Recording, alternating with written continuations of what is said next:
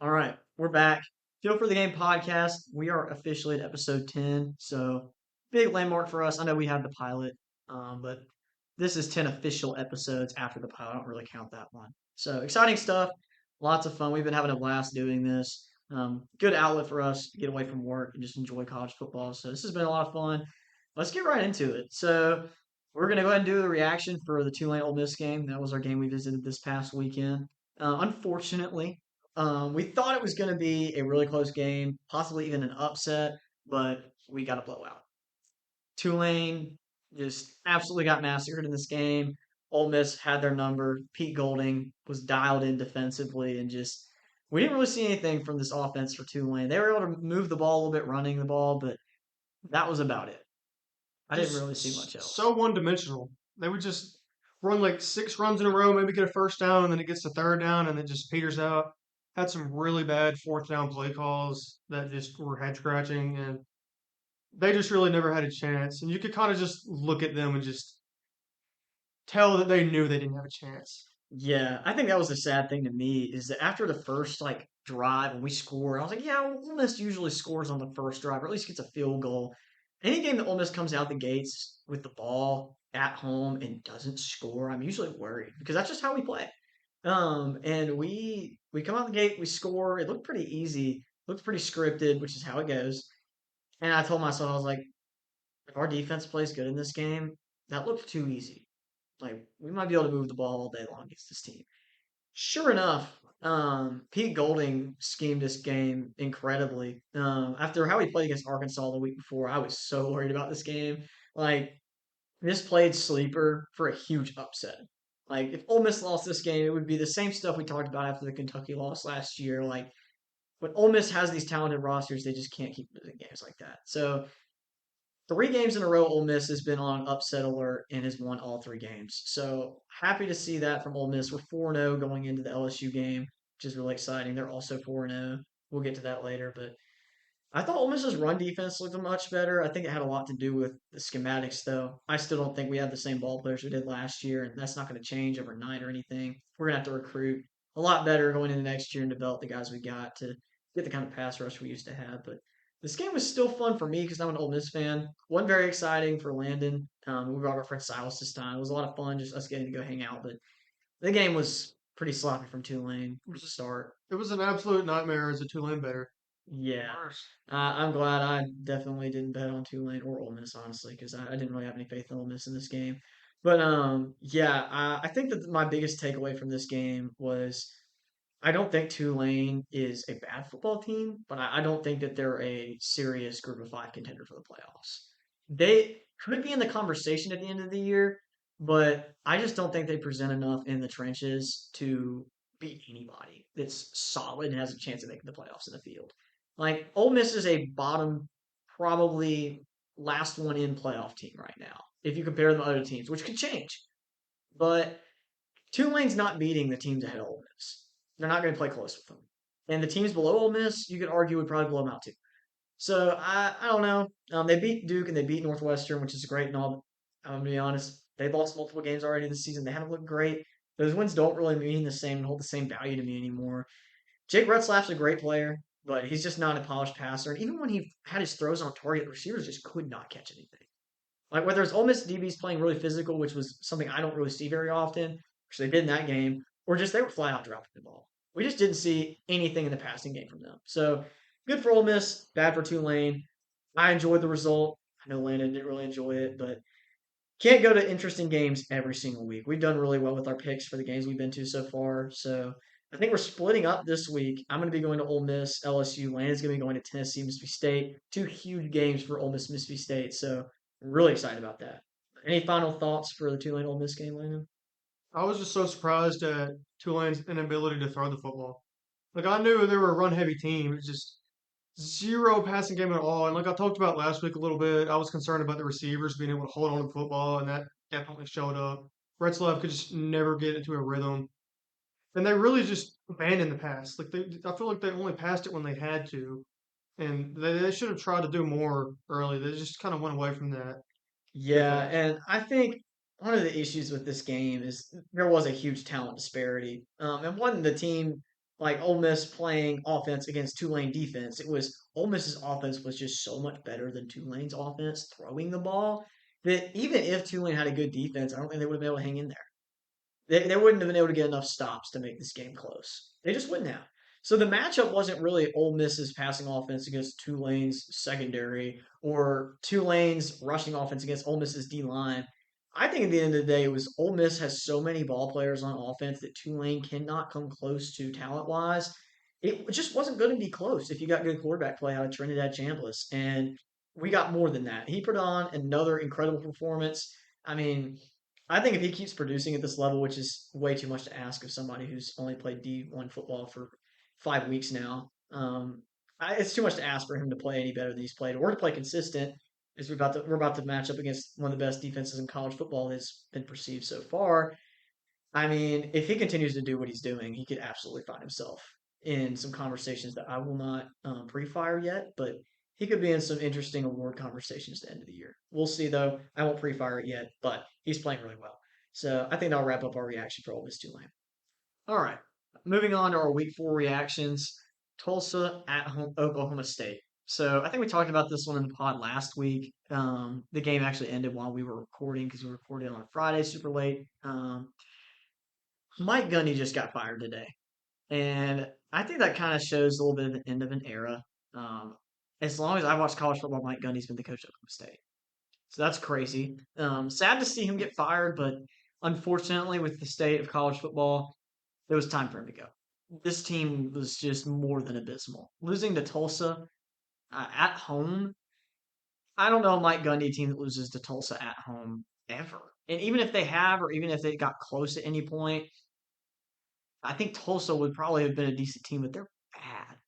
They're not good. This is a team that lost to New Mexico State, Yeah, and this is far from the Diego Pavia, New Mexico State. yeah. I mean, this Tulsa team is not. There's no bright spots on this team. I'm surprised they were able to win a road game, but they beat Oklahoma State. Oklahoma State just has a minimal amount of roster talent. I remember seeing this has nothing to do with roster talent, but I remember seeing a video at the beginning of the season of a bunch of Oklahoma State players doing a TikTok dance, and I mean, I'm the first one who's gonna probably hate on stuff like that. Like if you're in college playing football at a high level, whether you're sitting on the bench or you're starting, that kind of crap, I don't understand. I don't get it. I know that people of that age can still be classified as kids. I know coaches would say that, so they'll just be like, oh, they're kids, they do stupid stuff. If you're over the age of 18 and you're playing college football, I just don't know what you're doing on TikTok making videos like those guys were making. Like, It how just did doesn't you make have sense. time for that as a college athlete? And even if it only took you 5 minutes to film the video, I'm just wondering how on earth are you watching that and saying, yeah, I should post this on social media for other people to see? Like, you can do so much better stuff with your ability to influence people online that would be productive and it would be cool and interesting, but you're going to go do that. I don't understand. Leave that to the girls. I don't see why football players are doing this crap. So I just wanted to throw that in there because I saw it, and their team is now legitimately abysmal and probably will finish with 2 wins or less. So culture thing, I don't know. Probably not. Maybe could have been. But Gundy's out. Sad to see him go, but for the best. I think Oklahoma State might be the worst Power Four team. It's really close between them and like UCLA, and Probably Stanford. You could throw them in there, but they won well, a they game. did get that win. They won a game against a team that's won other games too. So I know BC's not great, but they at least have an offense so they can actually move the ball. Um, they're up there. There's a real argument that can be made. They'll probably end up in our toilet bowl at the end of the season, which I think we're probably going to have to do. Just pick the worst two teams of entirety of college They'll football, be in contention for sure. and then we could like sim a game on NCAA and see who wins, I'm and we down for can that. claim it as the toilet bowl final. Who's the worst team actually in the country? We'll leave it up to college football 26 to tell us that, but it could be a fun idea. Kind of thinking that off the fly. So yeah, that's probably enough for that game. It was a slugfest. I think it was like 19-12. Gross game, gross football. Hate to Just see it, but no like talent on the field anywhere. yeah, and I'm sure there's some, but it doesn't stick out to me. No, I don't on like to either be a side. hater because obviously I'm not a D1 athlete, but I mean as far as football is concerned, I didn't feel like there were legitimate D1 athletes that were difference makers on that field for either team. But we're gonna move on. Florida at Miami. Um, I think this was the result we expected for the most part. I didn't expect that poor of an offensive outing from Florida. I saw something that was like they had like 130 yards of offense or something. It was one of their worst outings in a century. I think like since like the 1930s, they haven't had an outing that bad on offense, or maybe it was like 1950s. I don't know. Jeez. It was just really bad. And it was at home. It was the at home outing. Like that's the worst they played at home. No, they didn't play at home, did They they? were at Miami. They're at Miami. Yeah. I don't know. I can't remember what the stat was. I just know it was really bad. Worst performance in a long time. Worst offensive performance by Florida in a long time. So it was really bad. They scored 7 points on one long drive. DJ Lagway did virtually nothing. The run game, I think they had a couple decent runs, but other than that, they just couldn't get anything going at all. Miami's defense looked incredible. I think this team in the trenches is a completely different animal this year. I don't know that people are ready to see what Miami could do. I also don't know that they're ready to see the letdown for all the people that are on the hype train. Um, there's definitely a scenario where Miami ends up being really good, and they are. And then at the end of the season, they kind of drop the ball because they got some tight games they're going to have to play. There's definitely a scenario where they lose two or three more games in this season with how their schedule plays out, but it's also more favorable than that of SEC teams. And I think that this Miami team has, if they can keep their head on their shoulders and not look ahead on their schedule and focus on winning each week, there's a real chance they could go undefeated and be a number one or number two team in the country. I don't know. They've got the talent on defense this year, and their offense looks good enough. I don't think it's an elite offense, but it's definitely good enough. So I think we could see a lot of good things from Miami. I want to see some more quality games for them. I think they play Georgia Tech and FSU soon at some They point. play FSU in 2 weeks, I think it is. That's going to be pretty At telling. Florida State at night. Yeah, we're about to see Florida State play Virginia, which should be a test, but not a huge one. Um, Going to play Miami after that will be interesting. So both of those teams will learn a lot about, but overall, I think Billy Napier is running out of time. He may already be out of time. He's just probably getting to hang around for this foreseeable season. Florida's just been so slow to fire him though. Like I feel like they're gonna give him the rest of the year. It just seems like every passing day you're like, how is he still employed? Like it Yeah, just continues. I don't know what they're going to do. We just never know what. I mean, Scott Strickland could be thinking right now. He could be already making his decision right now that he's going to be fired, and they may let him ride the bench with the team the whole season, or they may fire him tomorrow. I don't know. I don't know if that's best for the team. I think if you want to win games, you just got to keep letting the team work and try to improve over the season. And if he can't do anything, just go ahead and get him out. His record over the past like 4 seasons is significantly worse than what got Dan Mullen fired. I saw that the other day and I was like, whoa. I think Dan Mullen was like 41-20 or something like that. Billy Napier's like almost at 500. Like it's not even close. So if that got Dan Mullen fired, I I don't see how you can't hold the same standard for Billy I Napier. just don't know what they're waiting for. I mean, their whole thing that a lot of people thought was like, oh, they got Lagway, he's gonna lead them out of this. Like, we're gonna let Napier stay because of that. But he's been crap so far. So like, what are they waiting Yeah. for? I mean, they've still got what 8 games left on the slate. Like, narratives change. It's just getting harder though. It's just that's the biggest issue with this team is the schedule is brutal. This could not have happened to a team that needed it less than Florida did. Like, if this had happened to, I don't know, let's say Penn State just lost everything. Like James Franklin had no answer. Like kind of how Clemson is. But yeah, like Clemson is probably the best example I can think of. Their schedule is not necessarily easy, but like we were talking about at the beginning of the season with Cade Klubnik, I feel like he stat padded last year against a lot of teams, starting to prove to possibly be the case. But their schedule was manageable, and the games that mattered, they didn't win. And Florida's playing in only games that matter. They're not playing in easy games. Like you lose to USF, you lose to LSU, you lose to Miami. Miami and LSU are both top five teams right now in the AP poll. I mean, like, that's ridiculous. And then USF was a top 15 team after they beat Florida. So, I mean, the teams they've played have been really good at this point, and it just gets harder. I mean, their schedule's ridiculous. I feel bad for the school, honestly, that they have to watch their team play these games week in and week out and know that they may not win a single one. So, I think that's probably enough for Florida. We don't need to cover them anymore right now. They're pretty hopeless. Hopefully, we'll see some life in them at some point. But right now, we can only beat a dead horse so hard with Florida. They don't look good. Moving on to Illinois at Indiana. This one was probably the biggest miss we have had all season. And I know you were kind of in between Indiana and Illinois. Um, I pretty much stuck with Illinois after I made my decision and didn't really waver on it until kickoff. I didn't love this game, but at the same time, I was like, you know what? I think it's Illinois' year. I think they got something to prove. Indiana looks like they might be a little bit worse than they were last year. Give me Illinois. Yeah, that was my mindset. 63-10 was the final score. Indiana did Nobody, not. I mean, Illinois did not win. nobody Indiana could did. have foresaw this. Like No one this, did. nobody. No one foresaw this. I mean, it was not. I don't think there's a single person who even predicted Illinois to lose in a blowout. Period. And I wouldn't even call this a blowout. This was a massacre. But yeah, Indiana padlock stat. They had 300 rushing yards. Illinois had two. That's a recipe for a loss in and of itself. I mean, anytime a team runs for that many yards on another team and then holds them to significantly less, I don't really even need to see the score very often unless it's an Army game to know that the team that ran for that many more yards probably either won or was really close and they had some critical errors that lost them the game.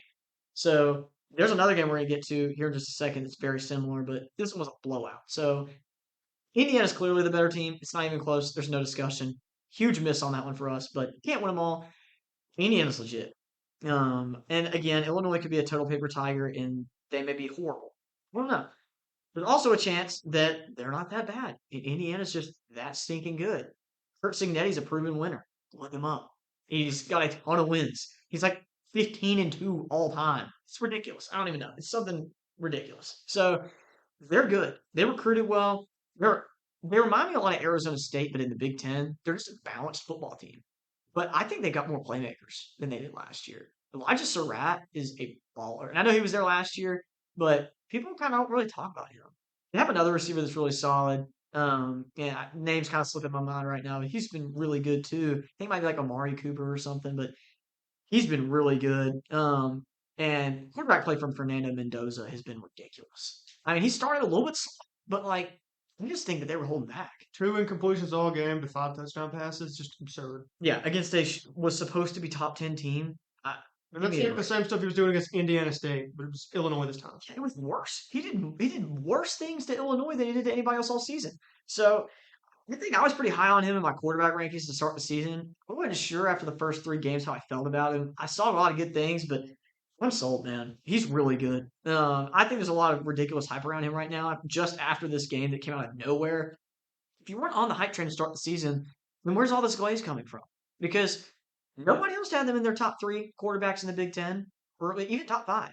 So I don't know where these people are coming back like, oh, he reminds me of Josh Allen, or oh, I mean, he profiles very similarly to Zach Wilson. He's going to be a bust. I mean, you don't know that. He's only played like 3 or 4 games at Indiana. So all these people coming out of the woodwork trying to be like, yeah, it was an outlier game, or oh, he's the best quarterback I've ever seen. Like, you don't know what you're talking about.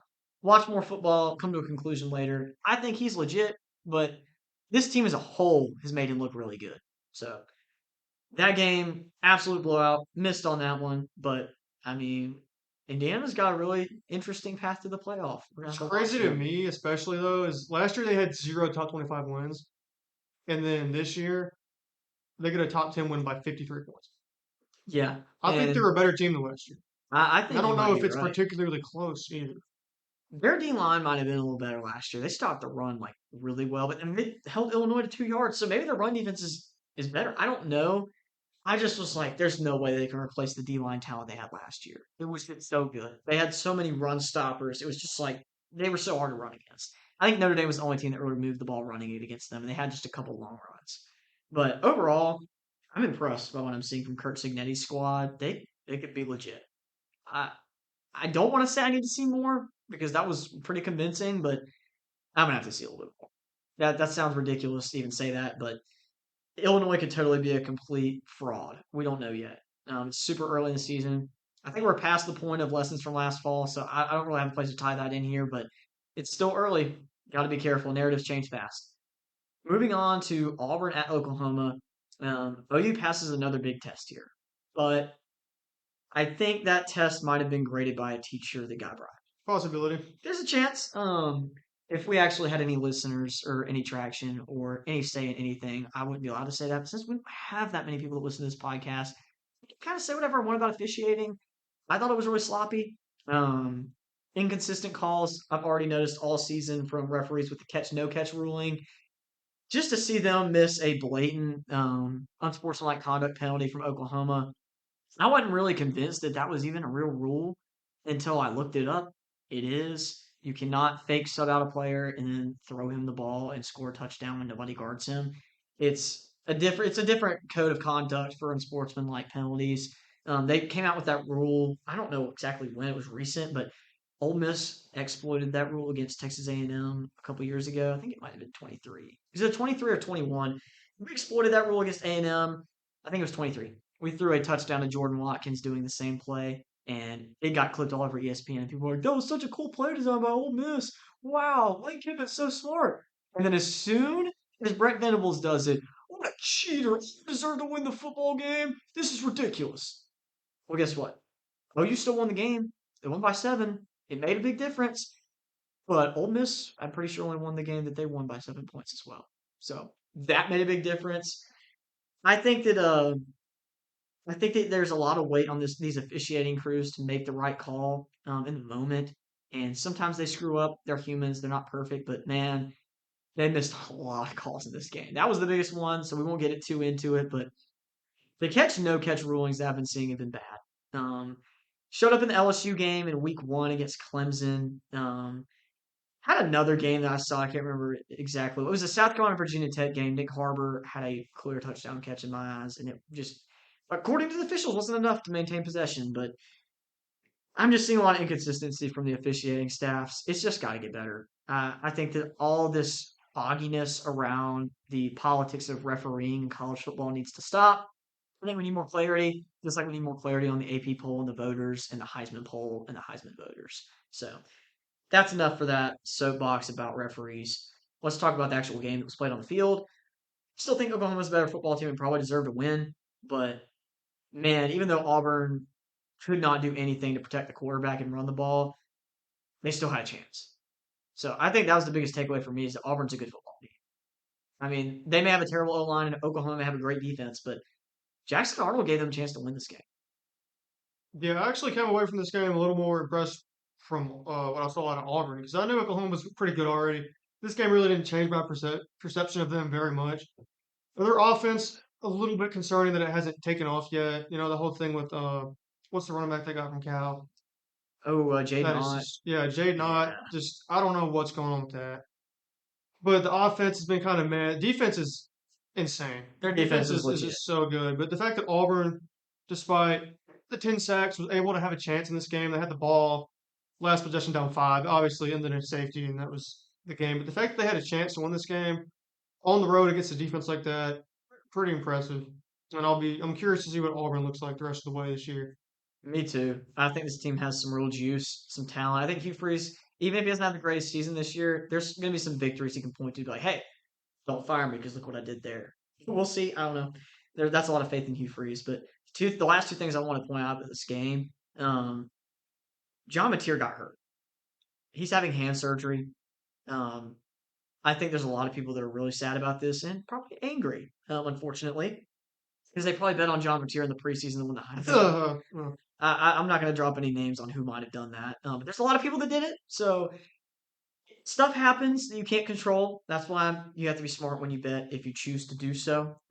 If you think you have the money to spend and you're going to bet it, just know it's not yours to bet in the first place. But if you're going to bet it, you don't have any control over the outcome. So regardless, John Mateer's injured. He's out for several weeks. We don't know how long. He could be back as soon as the Red River rivalry, which I'm assuming they're going to want him back for that game. He might not be. It might be November. We don't know. If it's November, they might be cooked. I don't know. yeah, because that schedule is just an It's brutal. absolute animal. It's crazy. Michael Hawkins is the backup. He's played. He's proven. He's not incredible. We saw what South Carolina did to him last year. It was bad. It was really bad. So hopefully he's improved since last year, and they can kind of find some consistency out of him running the ball as well. But John Mateer's out. Hated to see that today, breaking in the news. I was really hoping he was going to Heisman. There's always a chance. We came up with a hypothetical that if he misses 2 weeks, he can miss a bye week in Kent State, play the rest of the season in stat pad, and he could still win it.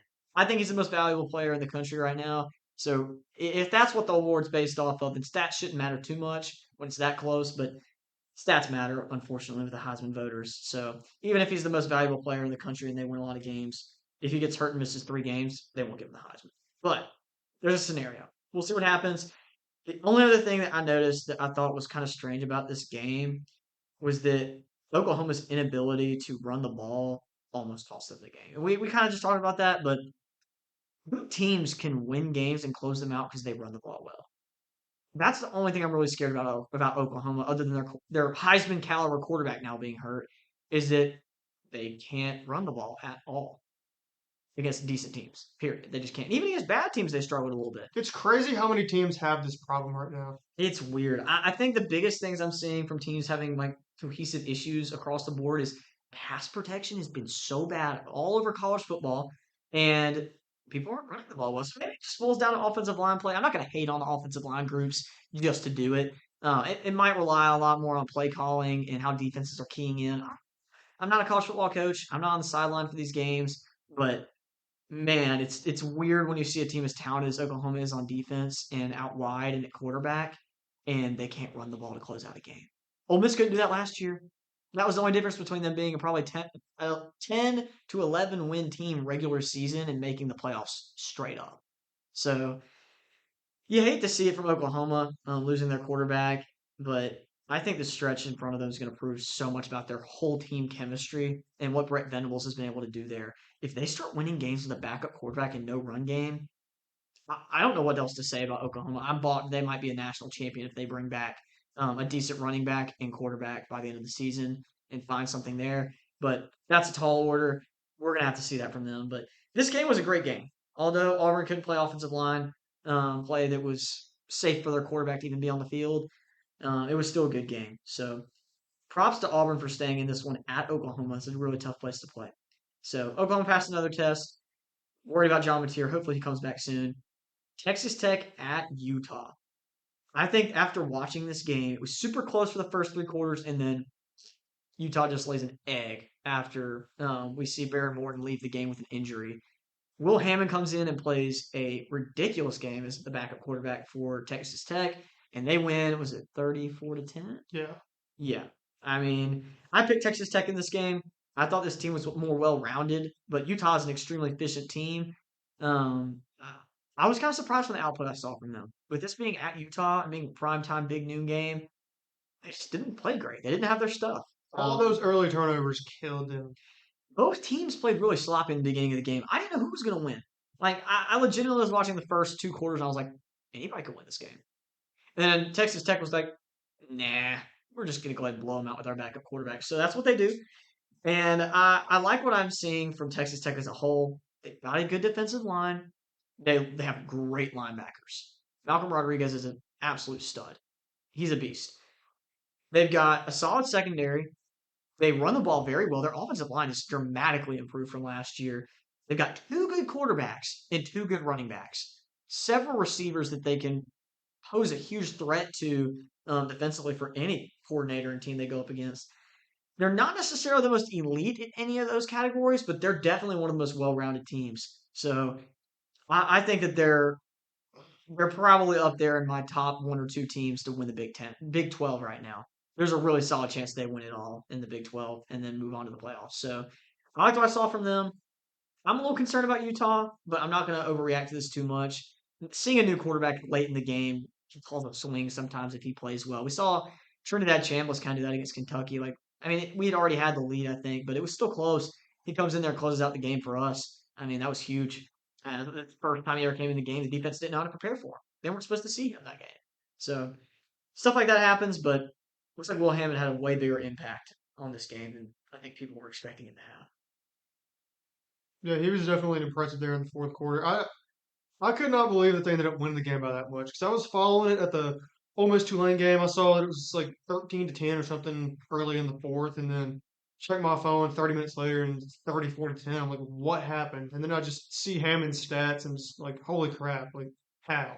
Yeah, checking the box score for that game, I was just thinking of all the possibilities. Like, what happened here? How did this possibly happen? I saw the score. I hit the box score. I'm like, dang, Baron Morton must have been like throwing for like 400 yards I just think you out of told nowhere. me the final score, and I was just shocked and went and looked. And Yeah, I saw. I saw that he hadn't had any stats since the last time I checked. I was like, that's weird. And then I looked down, I see Will Hammond's like played a perfect fourth quarter and went ballistic. I was like, oh my gosh, this is ridiculous. So Texas Tech, a big mover in both of our polls. I'm probably a little too low on them, to be honest with you. I'm not huge on the merit and reward based polling system, so I still want to see a little bit more from Texas Tech. Um, First quarter of the season's in the books, so halfway through the season, I think I'll have a lot better feel for this team. Probably have them ranked a lot higher if they keep performing the way they're performing. Probably going to end up being my favorite to win the Big 12 as far as adapting predictions go, but was a great game as far as it being close and interesting, and then Texas Tech just blows it wide open at the end. So be on the lookout for Texas Tech. Utah still could cause some trouble with upsets, and technically isn't out of the race yet, but I think Texas Tech would beat this team on neutral field again, absolutely easily. So moving on, Michigan at Nebraska.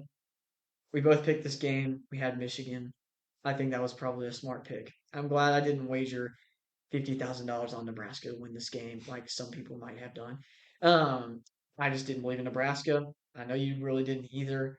I think this is the same old Nebraska we're used to seeing. They look competitive, but this game was way closer than it actually was, You as far as mean the way score. more of a blowout than it actually was? Oh yeah, Yeah. sorry, brain fart. It's late, but yeah, I think this game wasn't near as close as the score indicated. Um, Michigan was clearly the better football team. They barely even had to throw a football against Nebraska.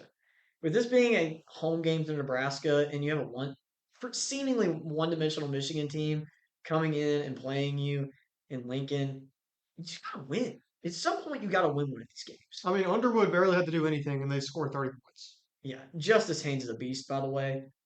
He's going to be what makes this Michigan team roll in games that they win.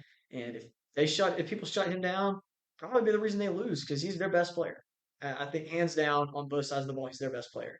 Nick Saban was not lying. He's an incredible football player. He's going to rise up draft boards throughout the end of the season. I don't even know if he's going to the draft this year. He may stay for another year. I saw something about that, but anyway, he's incredible. I think Ole Miss tried to recruit him. Looks like we missed big on him, but we got Kawan Lacey, so I think we'll be okay. Same old Nebraska. Sucks for Matt Rule that he couldn't get a big win, but Michigan continues to roll. Biff Poggi has another game. I think he still gets to coach, so No, signature win that's for it. him. That was it. Yeah, that's it. Oh, Unfortunately, okay. I thought he had another one. no. But was he 2-0 in the games he 2 and coached? 0, Biff Hoagie. Sharon Moore did the same thing, I'm pretty sure. So I mean, maybe Biff Poggi gets a head coaching opportunity somewhere. We'll see. We had an opening at Oklahoma State. He seems like a kind of guy that could coach Oklahoma State. I don't know, throwing that out there, but probably won't happen. So moving on, South Carolina, Missouri. I had South Carolina as one of my dogs, and that was the biggest line I think I put as one of my dogs for last week. I think the biggest thing I keyed in on with this matchup was if Lenorris is healthy and they are able to run the ball with him, being the difference maker that he is running the ball, and he finds his passing game, this game will be close, or South Carolina will win outright. Missouri completely shut down the run game. Will they have like negative total yards running the ball? -9 yards on the Yeah, ground. that's not going to cut it in any game at all. And Lenore was a non-factor running the ball. He was under pressure the whole night, and he still threw for 300 yards. So I think he's still the best player on their team by a large margin. Dylan Stewart's right behind him, but man, Lenoris is such a big deal for this team. If he goes down, they're cooked. I hate to say it, but they're cooked. He cannot get hurt. I don't think they make a bowl game if he gets hurt or something. Absolutely not. If he's not playing in that game, Missouri wins in a blowout. And that was a 6 point game going into the final drive. Like at Missouri, It it was was a tight six the point whole game. way. It was tight. I really thought South Carolina was going to go down and win it. They just had so many unforced errors. I just kept being like, okay, the offensive line will protect them for a second, or they'll run the ball, or they won't get a terrible penalty on third and short. It just kept happening. Every time they got in the red zone, penalty, penalty, sack, penalty, sack. It was just like, okay, if you don't want to win the football game, you can hang up your helmets and leave. Like, if you're going to get down in the red zone and leave with no points, might as well just hang it up. But man, Lenore's played his heart out in this game, so it sucked to see them lose. Even though I picked them as my dogs, I wasn't really confident about this game. I just felt like if Lenore's played well and they ran the ball, they had the best chance to win out of all my dogs. They did not really prove me right in that department, but I think Lenore's is the only steady piece on this team. Got to give credit to the winners, though. Missouri looked really good. There was a little inconsistency with Bo Pribula, but overall, he played great. In my opinion, against a solid defense. And their run game is ridiculous. Ahmad Hardy absolutely is all the hype that he was getting. He's a beast. I think he leads the nation in broken tackles. You just can't replace that. Like I think Quinshawn Judkins, his freshman year at Ole Miss, led the nation in broken tackles. He ran for like 1,500 yards as a freshman. Ahmad Hardy's a sophomore, by the way, so he'll be back next year unless he transfers, which I don't think he will. After seeing how he's producing, he's probably going to be in the Heisman conversation, at least in the top 15 very soon, if he's not already, maybe top 10. Missouri just needs to keep winning football games. He will be close to that 1,500-yard mark or higher again this season with Missouri. The stretch run game with Missouri is so hard to stop when you got guys like that. Even if you seal the edge, they can break tackles and they can beat you. That's just so hard to stop. And then they pull out a play action pass, and Bo Previl's got wheels. So, I mean, they roll him out on a play action stretch play. I mean, you got playmakers out wide. I mean, there's just so much you got to look at with this offense that causes so many issues for defensive coordinators. Missouri looked really good. I definitely think we missed on how good this team probably could have been. I know a lot of Missouri fans are really high on their team. They might have been the only people who thought that Missouri was going to be legit this year. They still got more to prove against higher up competition, but they look really solid. Yeah, I didn't really come away from this game for them thinking that they were that much better than I thought before after the Kansas game. That game impressed me a good bit, even though it was kind of fluky that it was close there with Kansas. But I think this is a really good top 20, borderline top 15 football team, and their schedule sets up pretty good. So watch out for them later on. Yeah, and what's funny to me is that they won 10 games last year, and I still think this team's better and might not win 10 games. This team, I think, is significantly better than last year. Yeah, that's so weird with how scheduling is that a team could improve, and just because their schedule's so hard, they could miss a chance at the playoffs. Like, I feel like every SEC team could make an argument that their schedule is so much harder than the Big 12 teams and the ACC teams that they're having to play ranked teams pretty much every week. And keep in mind, the Big Ten has great teams, but at the bottom, I'm sorry, Northwestern conference game, that's a bye week, as far as I'm concerned. If you're a top 20 team, Northwestern is If horrible. you're a top 50 team, that's a bye week. Yeah, Wisconsin is a joke. This I season cannot specifically, believe how bad they are. I never thought I would see a Luke Fickle coach team be this bad, especially at Wisconsin. They're horrible. Rutgers is not very good either. There's other teams. UCLA, Oh my gosh, best example. how could I have forgotten? Just the The worst. bottom tier of, of the other Power Four conferences are so bad. Yeah, It is Kentucky's unbelievable. bad at football, but they would beat probably all of those teams by a They touchdown. beat the bottom quarter of the Big Ten. So if that doesn't tell you anything, Kentucky might be the only bad team in the SEC this year, in my opinion. I know Arkansas just lost to Memphis.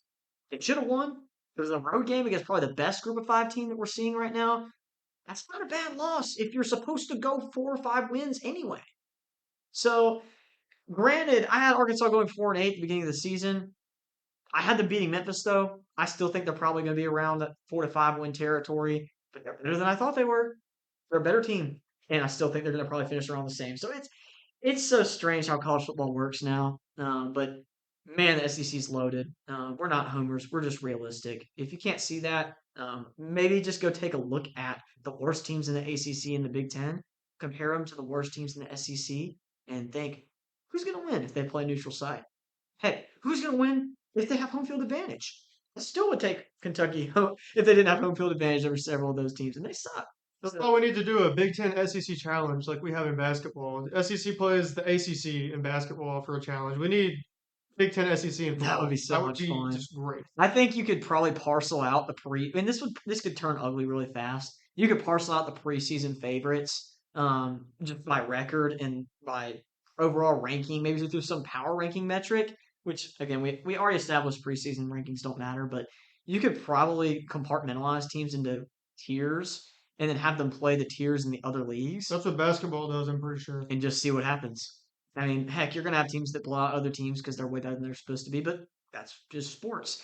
So I think that would be cool. I'd love to see something like that. If we're gonna do all this conference alignment BS, why can't we have a conference challenge? Like, come on. It would finally shut up all the debates about which conference is better than which. So sick of those. I know that doesn't matter to coaches and it kind of doesn't matter to players, but I'm sick of it. I would love to see some of this sorted out on the field, and it does if teams actually schedule good non-conference games, but usually they're not. They don't align similarly. So that's enough about that. I think we were just talking about South Carolina, Missouri. That took a while. That game was pretty tight down to the end. I think Missouri kicked the field goal to ice the game, won by 9, 29-20. Missouri looks good. South Carolina's got a lot to work on. Moving on, Arkansas at Memphis. We just kind of hinted at this one. Arkansas blew it. They fumbled with a go-ahead field goal opportunity to win the game. That really sucks. Sam Pittman needed to win this game. I'm shocked we haven't heard rumors of him being fired yet. And to be fair, Memphis is a great team for what it's worth in the group of five. So this isn't one of those games where it's like, oh, he absolutely should be fired. It's just how much longer are Arkansas fans going to put up with being very below average to mediocre? They could be a great team if they recruited any better. They've recruited homegrown talent. They've found transfers that nobody wanted, and they built a solid roster. I didn't think they had it. I thought Taylon Green might be the only decent player on this team returning this year. That is not true. They got a steal in Omega Blake, and their running back has been really solid, averaging like over 7 yards a carry. I mean, they got some steals. And I think that despite the fact they weren't able to recruit at a high level, they found good players and they've been competitive in pretty much every game. They've got Notre Dame coming up, so who knows what's going to happen there? They could win and Sam Pittman could keep his job. They could lose and he could get fired, or they keep him. I don't know, but disappointing loss for Arkansas. Big win for Memphis. This is huge for Group of Five playoff implications. But I don't have too many takeaways from this game, to be honest with you, other than that Memphis might be a legitimate Group of Five contender. That's about it. Arkansas just doesn't know how to win. They just don't know how to win football games. I mean, two fumbles at the end of games when you had a good chance to win both of them. Just it's just the same old crap that's been happening ever since that one good year they ever then went 9-4. It's just been downhill since then. Yeah, and that team was ridiculous. That Arkansas team was so frustrating to play against. But I think the one thing that I've had pointed out to me as an Ole Miss fan was that we probably should have lost to Arkansas. I mean, we had them at home and we had the lead, but they were definitely going to score a touchdown if they didn't fumble. Everyone in the stadium knew it. They're like, crap. Arkansas is You going to thought drive it down the was field. over. Oh, I told you, I was I like, was trying to tell you, like, hey, have hope. Like, what happened last week with gosh, dude. State Arizona State? Like, something could happen I here. was just so sure that it was over. I was like, yeah, we haven't stopped anybody all day. We're not going to stop them now. Sure enough, they drive all the way down the field. And you said that to me, and I was like, well, the only way anything changes now is if we get a turnover. I was like, because a sack's not going to do it. They already proved that 3rd and 19 doesn't matter. They can just score a touchdown. So, sure enough, TJ Daugherty comes up with the lone huge play he had all game after dropping like 2 interceptions. I won't hate on him too much. He really did play well overall, but he had some drops. He gets the fumble. We win the game. I think that it's really hard to say you shoulda, woulda if you didn't. And Arkansas definitely could have won this game. Maybe should have, but they didn't. So at the end of the day, Ole Miss got more stops, and they made the big play when it mattered. But Arkansas's got a lot of work to do. I'm excited for the Notre Dame game. Unfortunately, these teams have multiple losses already, so it's not a huge matchup, but still would be a huge upset if Arkansas beats Notre Dame. Moving on, biggest upset last week, I think, from what I remember. Syracuse at Clemson. Clemson is down bad right now. I don't know how else to say it. Dabo is. I'm never going to say in trouble because the fact that he could be fired just doesn't make sense to me unless he completely quits coaching and just kind of hangs around and farts around in the facilities. He's not going to get fired. He may leave though. This is bad. He's got all of his homegrown players that he recruited. He's not utilized the transfer portal, and Syracuse comes in your building and Waxes absolutely you. waxes you. Yeah. I mean, it just was it wasn't close. I mean, they started off got 10 points before Clemson touched the football. That's for starters. I mean, anytime you start out with a 10-point lead in the first quarter, you've got a pretty good chance to hold on to it, statistically speaking. They just kept piling on. It was like 24-7 at one point. And Syracuse had a little bit of a tough stretch. They kept piling on, and Jelly gets hurt. Unfortunately, he's out for the season. Hate to see that. He was one of the nation's top leading passers. He was incredible. Huge, huge play from him all season so far. I think we thought Ricky Collins was going to be the starter. We didn't even really know he was in contention. And he ended up being the starter. He's been one of the best quarterbacks we've seen all season. Now he's hurt, unfortunately, but now it's time for Ricky Collins to come and play. So he's getting his chance finally. He threw a touchdown in this game. He might be good. Very limited sample size, but We counted out Syracuse preseason. Saw the guys they lost. Lost to Quint Allen, running back, really good player. Lost to Rondé Gadsden to the Chargers, really good tight end. Lost Kyle McCord to the NFL. I don't think he's stuck on a roster, but got drafted by the Eagles, I'm pretty sure. And then they also lost Trevor Pena, wide receiver at Penn State. All of those guys were core offensive players. So I just told myself, I was like, no, this team cannot recruit. They cannot find players in the portal that can match the production they had last year. Don't see quarterback play being a huge deal for them. So 5-7, slap it on there. That's what I did. And sure enough, they've already beaten Clemson. And I know Clemson's been a disappointment, but that's still a good win. They're a good football team. I think you said it earlier. I think Fran Brown's proved enough. They are a winning program. They're not a bottom feeder in the ACC right now. They may not have the talent that these other teams have, but they are absolutely a giant killer in the ACC right now. So yeah, I like what I'm seeing from them. Not like what I'm seeing from Clemson. They still have some fire on offense. It's not a lot though. It's not enough to win you football games if you can't run the ball consistently and your defense is garbage. So Clemson's gonna have to figure some stuff out. Thankfully, they have 8 games left in the season to right the ship. I think Dabo kind of already said it. They're not going to win the national championship this year. Clemson fans already know that. He knows that. The players know that. But they still have a whole 8 games of regular season football and probably a ninth in postseason if they finish well to cap off this season right and prove that they're still a at least upper tier team in the ACC and that their process is not a joke. What would it take for them to be able to prove that undefeated from here on out? So they're 1-3. If they can rattle off an 8-win season, which means they got to win 7 games and only lose one more. I mean, even if they win a bowl game and they had 8 wins, I wouldn't be totally unimpressed. I would still think there's something there. To go on any sort of winning streak like that, you got to have something. I think that a win streak of 7 to 8 wins this season, or at least just finding 7 or 8 more wins this season, would be good enough. But that's not up to Dabo's standard. That's not up to Clemson's standard. So it's going to be a disappointment from here on out. According to Dabo, they should have no standards. Yeah, he did say that, This is which I really thought was weird part crazy. of that. So I think that there's a lot of emotions going on around that team. And granted, Dabo's one of the best coaches that college football's had in the past decade. But at a certain point, the process, when it starts to change and you don't have an answer for what that process is going to look like with the transfer portal, he's kind of just fallen out of, I guess, just the language of college football, if that makes any sense. He's not fluent in this current language that college football has found itself in. He's not bilingual. He's not fluent. He's kind of lost. He's like the He's project manager that's got to manage a project with a bunch of people that don't speak his language, and he's trying to tell them, "Hey, I really need you guys to prepare this facial board." And they're like, "We don't speak English. You're gonna have to speak our language here." I don't know if he's speaking that language to the recruits, which is mainly money, unfortunately. And he's not willing to give that to transfer players. So we may see him bail out on college football like Nick Saban did. I don't know. We might see that, but I think he plans on either sticking around if they'll keep him, or if they tell him, hey, we're ready to move on, they'll peacefully part ways and he'll go coach somewhere else. But they just got to pick it up.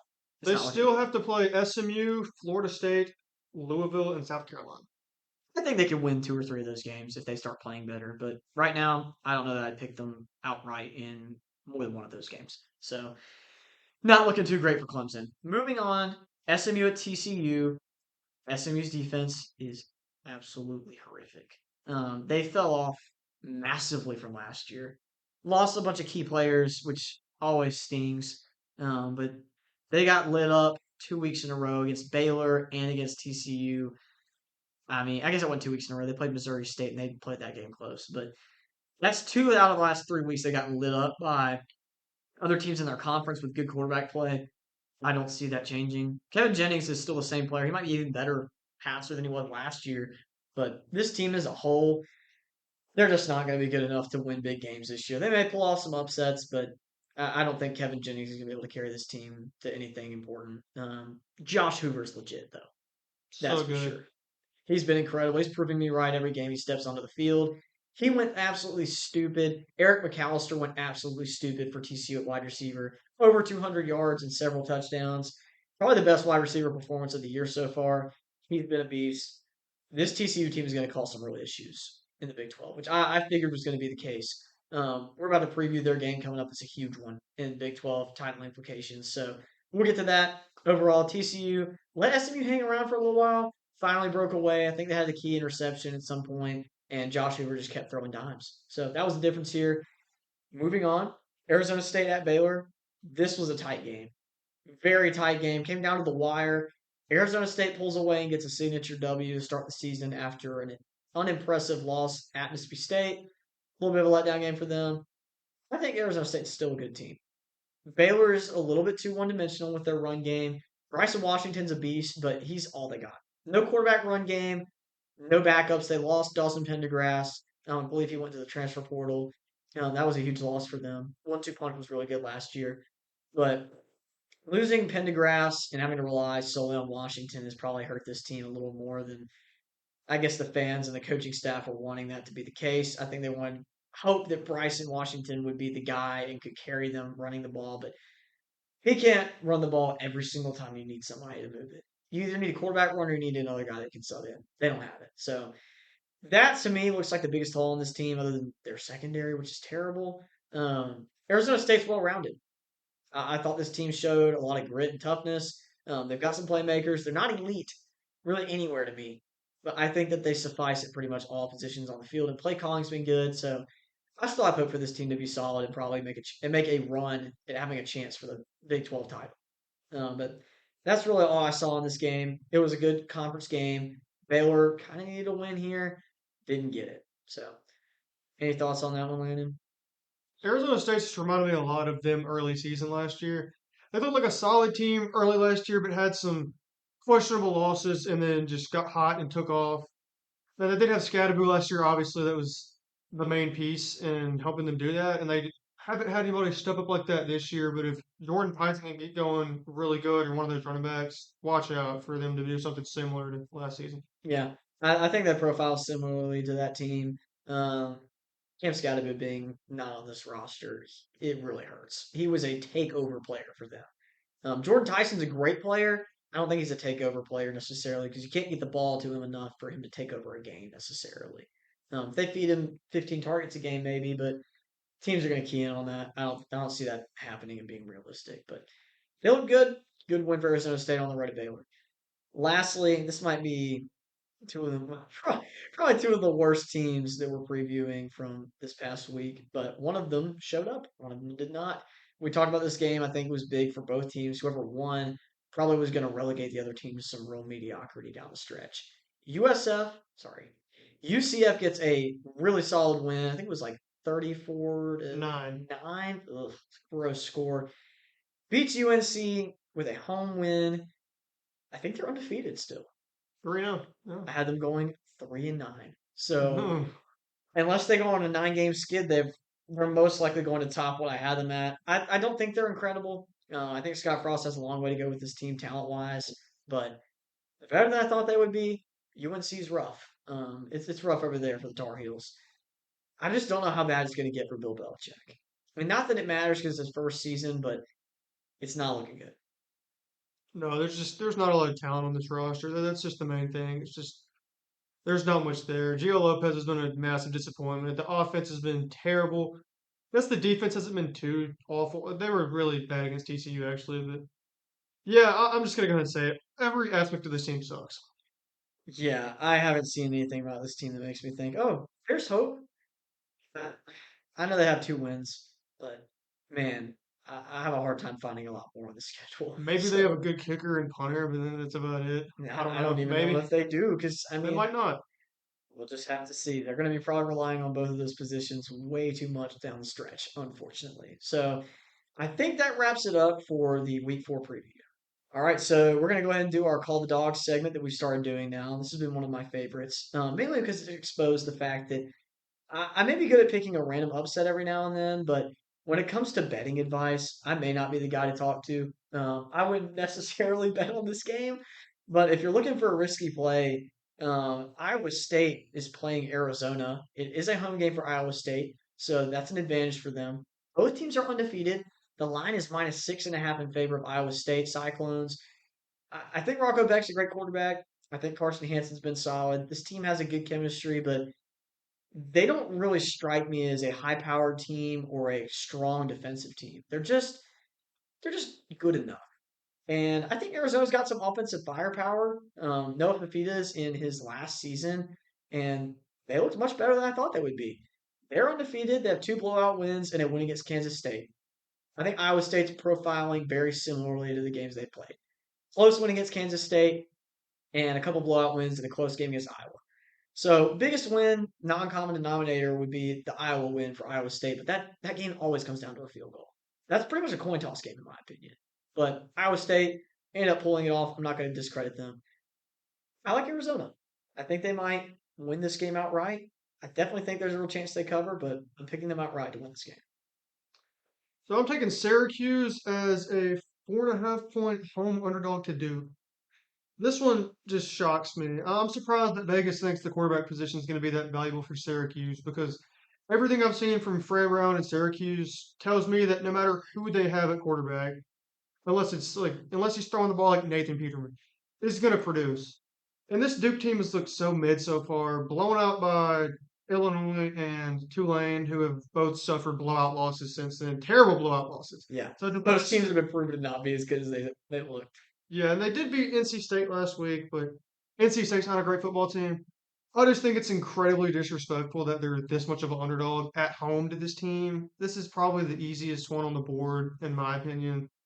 Real head scratcher. This is the only game I took from this week. I didn't like any other ones really besides this one, but this one seems super free. I don't see Syracuse losing this game. I just don't. Yeah, unless Ricky Collins lays a total egg, I don't think that they lose this one either. Darian Mensa could light it up.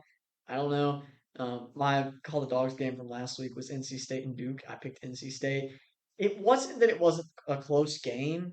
It's just that NC State's not really that good, unfortunately. CJ Bailey threw a couple picks that cost them the game. Their defense was Their horrific. defense was terrible. I should have known from their shootout game with Wake Forest that their defense was trash, but did not look at that very keenly.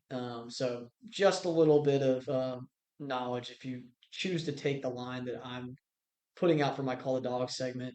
I did not hit on mine last week, so just something to learn from that. But yeah, I think that's a really good one. That might be one of those free lines. And I really the only thing that sticks out to me is the quarterback position. If they find answers with Ricky Collins, they could be better. That's a possibility. Or they could be similar and they could win. So if they're in that ballpark, I think they win. All right. Moving on. Week 5 game picks. We've got FSU at Virginia. So I'm going to get straight to the point on this one. I think this one's going to be really interesting. I don't know that it'll be close in the end because I think Florida State's got a way better team chemistry and their ability to run the ball to close out games has been proven to be successful. Virginia has a really good offense. For what it's worth, this season, Chandler Morris has played incredible.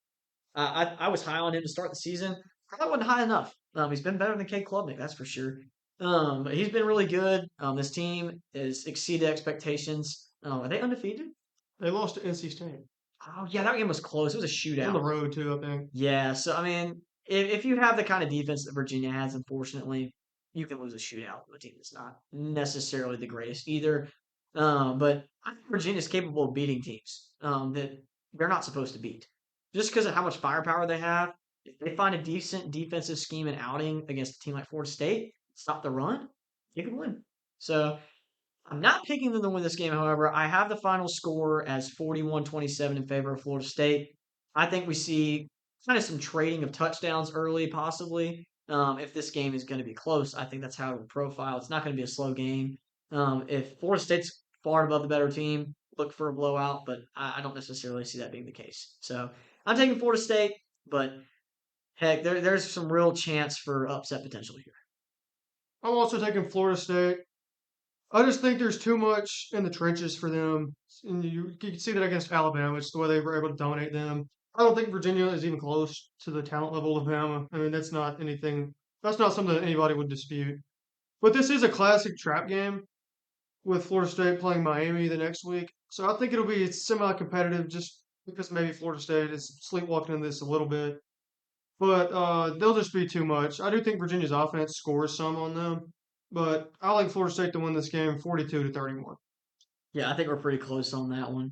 I think the trenches will be a key factor in this game too, as well. So good point there.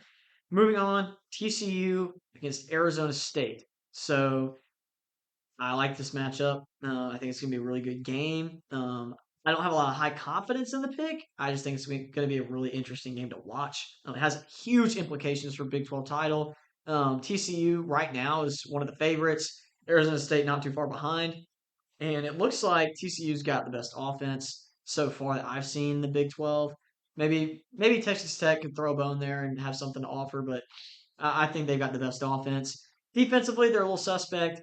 Arizona State's very well rounded and can punish you with the run game and a solid defensive scheme. I have Arizona State winning this game at home 31 to 28. I think they're due for a big win this year. I really like Arizona State, but at the same time, I think TCU could absolutely go in there and make a statement win against the team that won the conference last year. Rarely ever does the Big 12 have repeat conference champions, which I did pick Arizona State to be my repeat conference champion. They don't look better than they were last year, so there's always a chance they drop this one, but I'm going to take Arizona State by field goal. I like both these teams. I feel like they're pretty similar in how good they are, but it is at Arizona State, and I like them by the same score, 31 to 28. Yeah, I just think that says it's not necessarily about the score we picked, but about how close we think this game's going to be. If this ends up being a blowout, I think we'll be back here next week, very confused as to why that happened. I'm sure there'll be answers to that question because we have results on the field, but man, I think it's going to be a close one. Very hard fought game. Arizona State on top by a field goal. Moving on, USC, Illinois, and I think I had this one 36 to 24 in favor of USC. Illinois just came off of a 53-point loss to Indiana. I don't have a lot of faith in this team.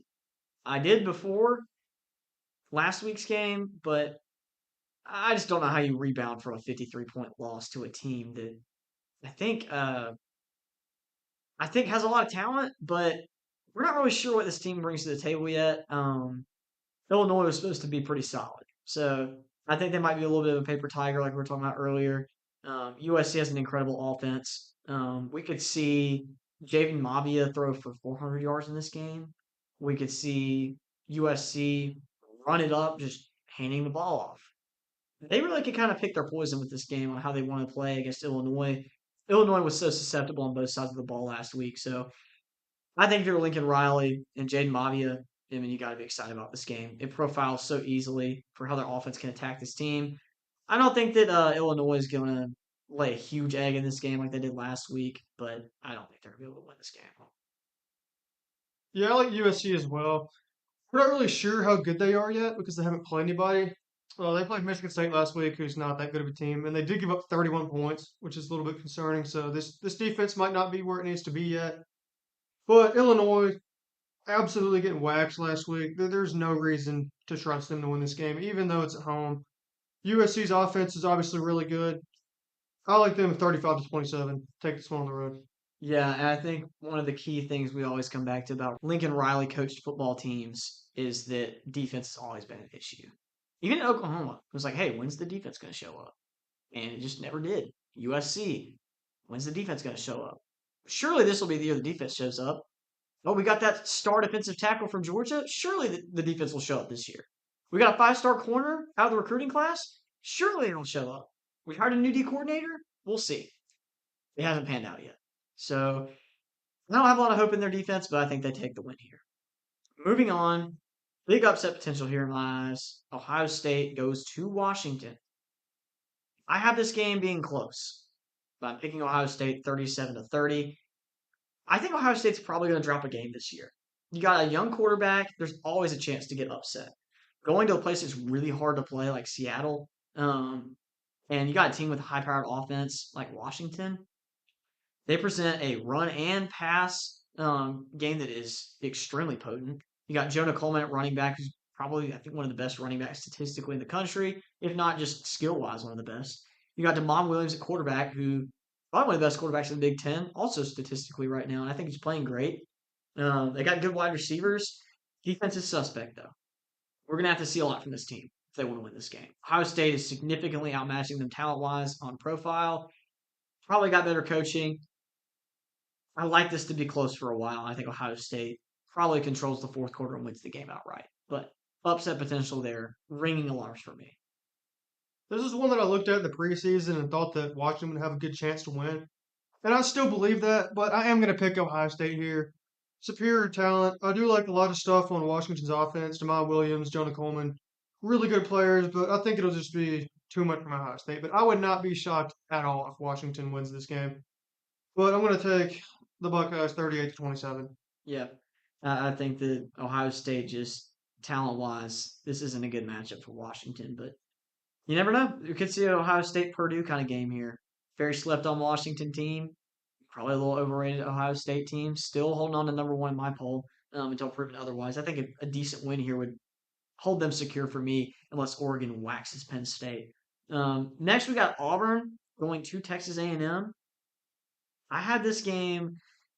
I wasn't really sure how the matchup would look with how Auburn played last week.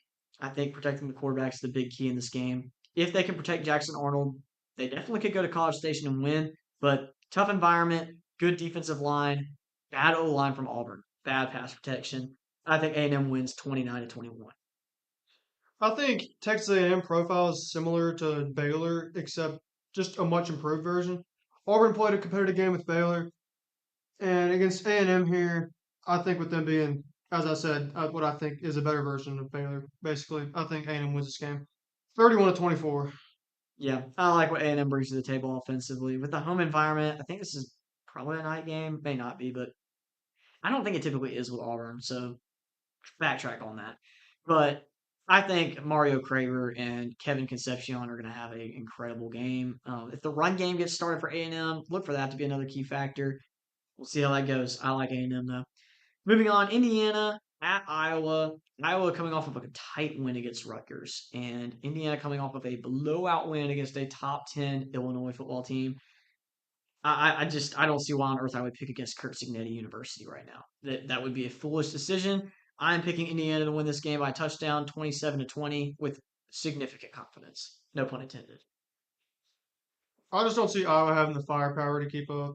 I like Indiana, 34 to 21. I know it's at Kinnick, and that's a tough place to play, but I don't care. Iowa's not showing me anything to make me think that they can win a big game. So Indiana, 34-21.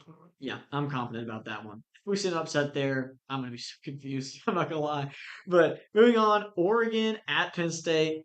Huge game. Probably the game of the season so far. College game day is going here. We're going to have probably the biggest whiteout that we've seen. I don't even know. This may be one of the biggest whiteouts we've ever seen. Maybe Ohio State, Penn State, and like, 2016. yeah, that might be the biggest one, but this one's going to rival it. I think James Franklin is calling everyone out of under every rock in Happy Valley to come to this game. They might even be handing out free tickets to stand on top of the nosebleeds. I don't know.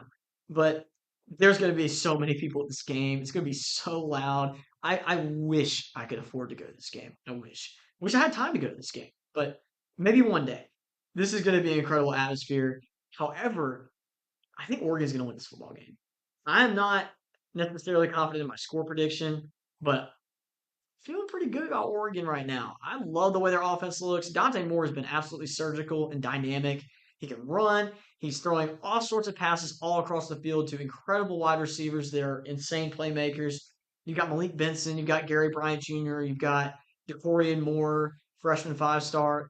I mean, they've got guys everywhere. Running back hasn't been an issue for them either. They got Kai Hughes out of the transfer portal. He's barely even gotten to see the field because the other guys that they've recruited have played at such a high level that he's been getting on the field. So Oregon doesn't have an issue offensively really anywhere. Their offensive line's incredible. They recruited really well there, and they might be the most balanced offense I've seen so far. Penn State's gonna have their hands full. I think this team profile is pretty much the same to last year. I don't think they're much different. Oregon beat them last year. I think they do it again in Happy Valley despite the environment. Biggest test of the year probably for Dante Moore. If he wins this game, I think he's absolutely the clear cut Heisman front runner. So should be fun. 34-17. I got Oregon. Penn State has not lost a whiteout game since 2017, so 8 years. I don't think that changes here. I think Penn State is a pretty similar team to last year. I mean, basically the same. But just with that being such a tough place to play, 8 straight years of winning that game.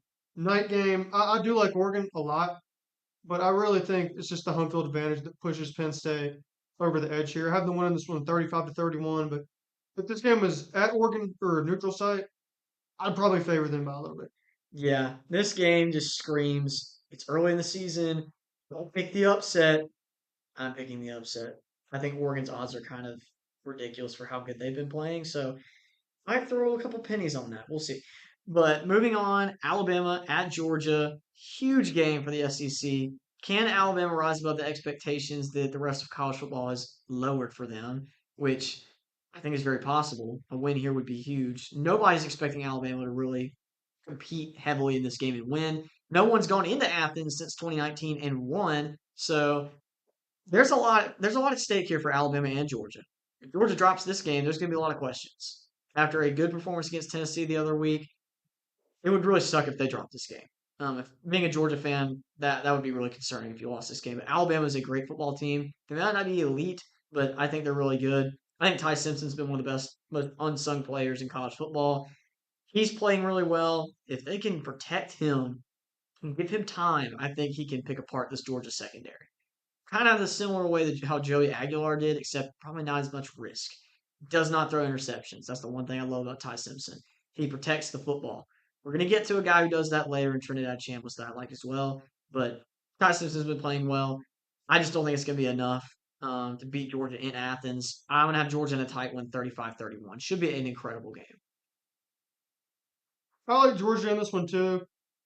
Relatively similar game to last year, minus the team racing out to a 28 to nothing lead. I don't see that happening, and then that lead being erased. But I like Georgia 38 to 31 here, and I do expect a close game, obviously. But if Georgia can get to Ty Simpson and make his life miserable, this could be a really long game for Alabama. But I do think that they'll find a way. They always play Georgia good, but I don't think they win this one. Yeah, I think the run game is going to be huge for Alabama. If they can't get the run game going, I mean, that's going to be a really big deal because Georgia's starting to find a run game now. That was one thing they didn't have last year. So Georgia looks better in that front. Alabama looks worse. Without Jam Miller, they have really struggled in pass protection at the running back position. They've struggled in getting yards on first down. If they get behind the sticks, it's going to be a long day for them.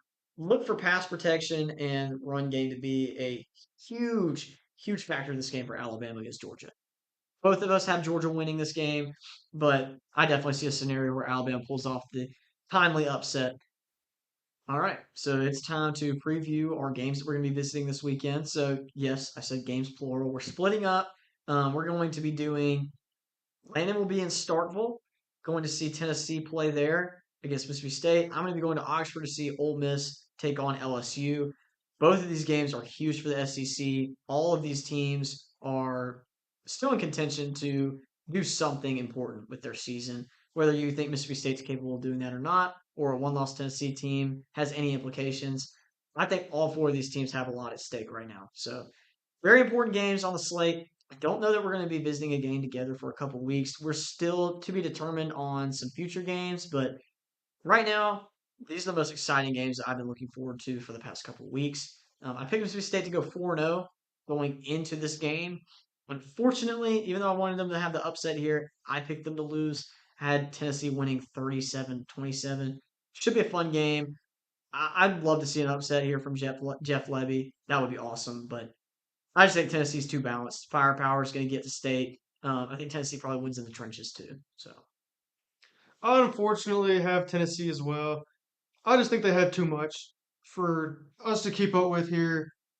I think it's a slow bleed. I think they could get like the lead here early, but just Tennessee will just impose their will throughout the game.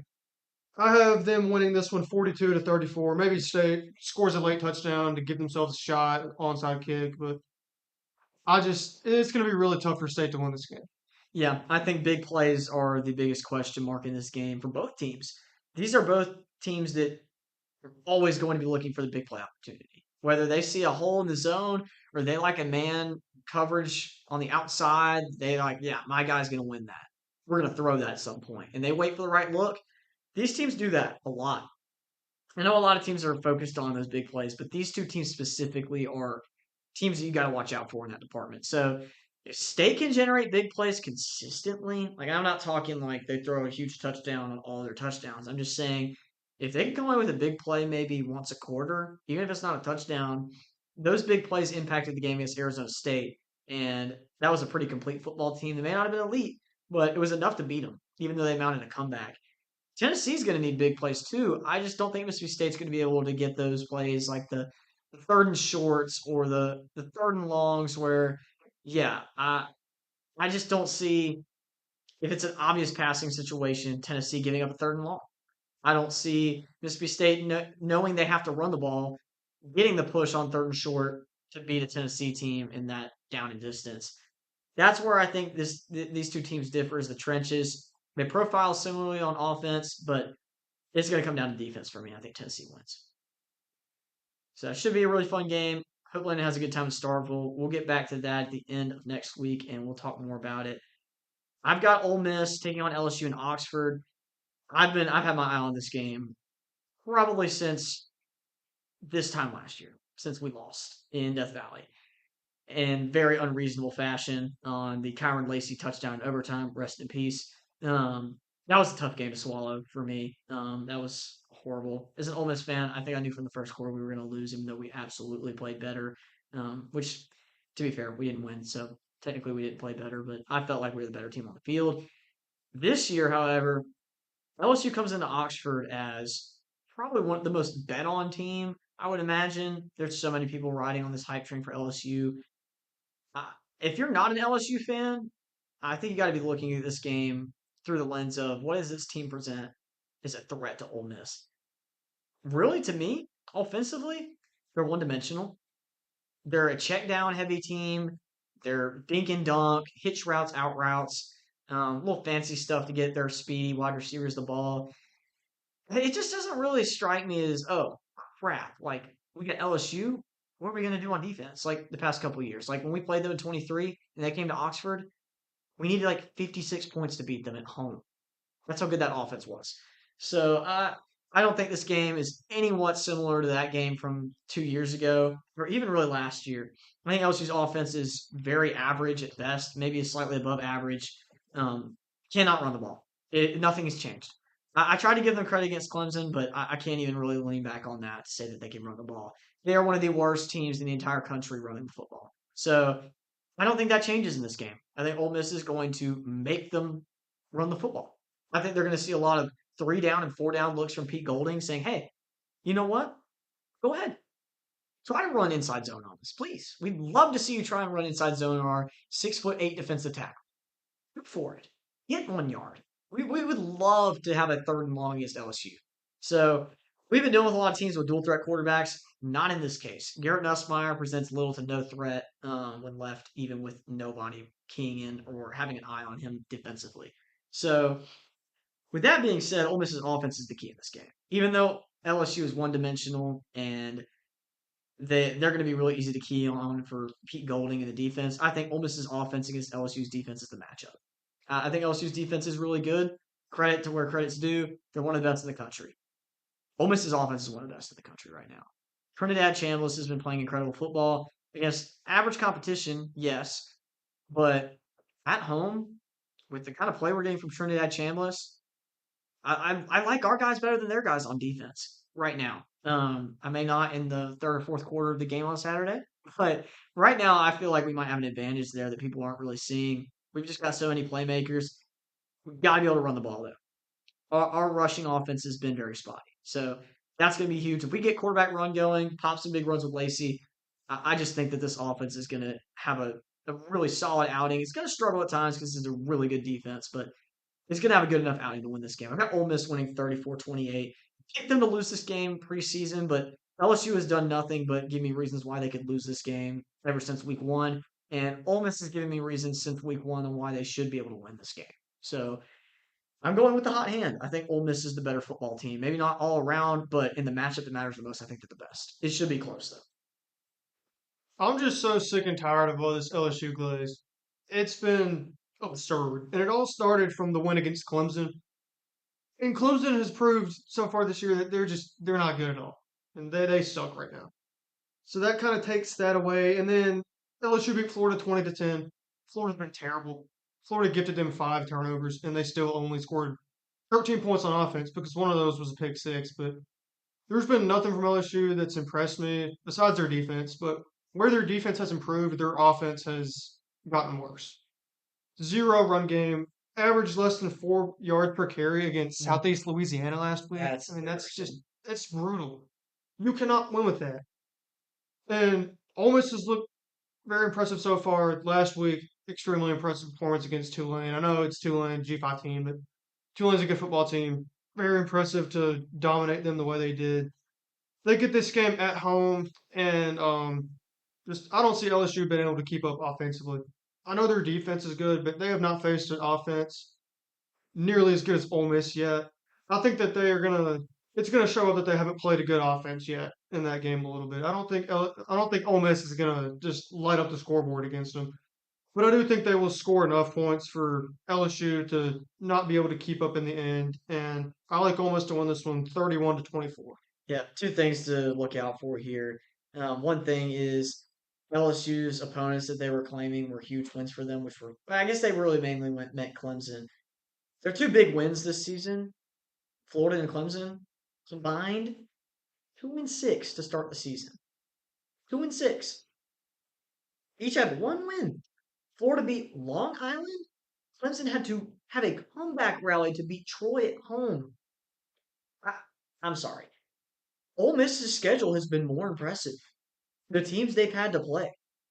I think the road win at Kentucky is legitimately more impressive than any of the wins that LSU currently has. The, LSU's best win is like arguably Louisiana Tech right now. yeah, looks is currently favored to win their conference. That might be their best win. They only scored 23 points. So I just, I don't know. I think that LSU could be very fraudulent. And I obviously am praying on their downfall. I would love for that to be the case, but there's definitely a lot of room here for me to be proven wrong. The home team has won the past four matchups in this game. So looks good for Ole Miss on paper, but talent wise, LSU's got a lot of talent. I'm not even going to talk about what's going on social media right now because it doesn't even deserve our airtime. It does not deserve us to breathe on. So many people saying that they're the best team in college football. It's just brain dead people everywhere. I Yeah. don't get it. I mainly was talking about what Matt said in the group chat the other day. Again, I'm not going to give it lip service, but it's a bunch of drama about Lane Kiffin and his family members. Oh, that yeah. It's ridiculous. It doesn't matter. It doesn't affect the football game on the field, and I genuinely could care less. So we're not going to give it any lip service, but this game's going to be exciting. We both have really cool matchups we get to go to. Is Mississippi State ranked in the AP poll right now? No, we were 27 if you Yeah, count so all the votes. I just had to bring that up because that's ridiculous. This should be a ranked matchup. Yeah, We and should have two Illinois is ranked still ranked matchups. after getting beat by 53, but Mississippi State beat a top 12 team and they don't get to be ranked. It's ridiculous. AP poll's garbage, but I think that's going to go ahead and do it for us. We're really excited about this weekend. It should be a lot of fun. This is probably one of the biggest weekends college football has seen in a while. I think we also get the Ryder Cup, so it's a huge weekend for sports. It's going to be a lot of fun. We'll tune back in next week with more.